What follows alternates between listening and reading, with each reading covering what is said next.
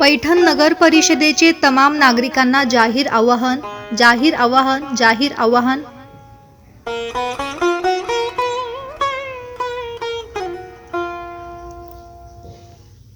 पैठण शहरातील सर्व नागरिकांना आणि यात्रेकरूंना सूचित केले जाते की यात्रेच्या काळात ताप, सर्दी, खोकल्याचा संसर्ग होऊ नये म्हणून खालील दक्षता आणि उपाययोजना करावी.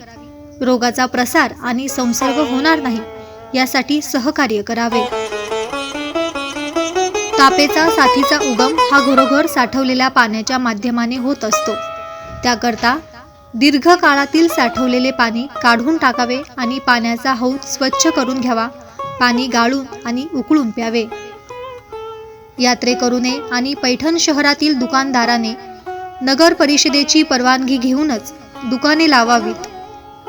विक्रेत्यांनी विक्रीच्या ठिकाणी शिळे, उघडे अन्न आणि सडलेला भाजीपाला, फळे विक्रीसाठी ठेवू नये. अन्न पदार्थ झाकून ठेवावेत.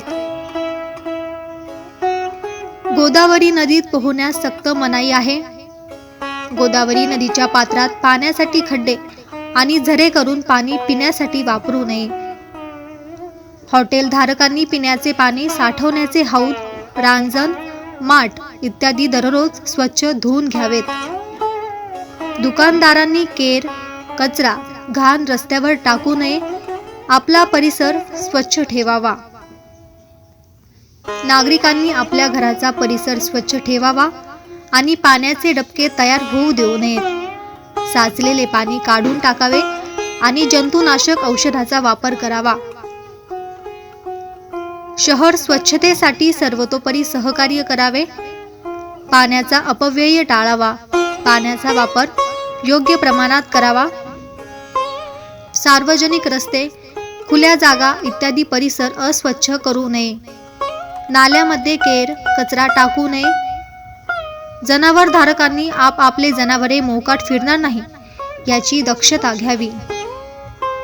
आरोग्याच्या दृष्टिकोनातून काही माहिती, मदत किंवा मार्गदर्शन हवे असल्यास पैठण ग्रामीण सरकारी रुग्णालय विभागाशी संपर्क साधावा. स्वाक्षरीत संतोष आगळे, मुख्याधिकारी तथा प्रशासक, नगर परिषद पैठण. सर्व कर्मचारी वृंद, नगर परिषद पैठण, जिल्हा छत्रपती संभाजीनगर.